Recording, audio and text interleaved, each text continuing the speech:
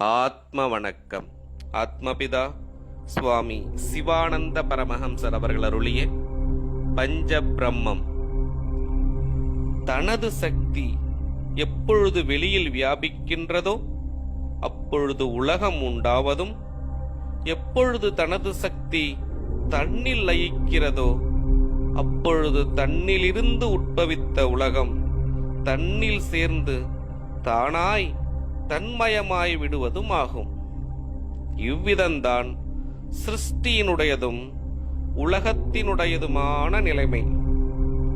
இந்த விதத்தில் உள்ள சக்திகளுக்குத்தான் பஞ்ச பிரம்மம் என்றும் பஞ்சபூதங்கள் என்றும் பஞ்சேந்திரியங்கள் என்றும் சொல்லப்படுவது.